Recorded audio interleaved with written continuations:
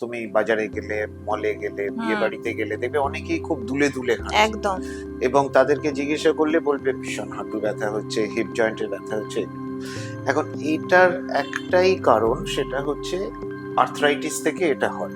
তফাৎ হচ্ছে মহিলাদের বেশি হয়, আমাদের কম হয়। কম হয়।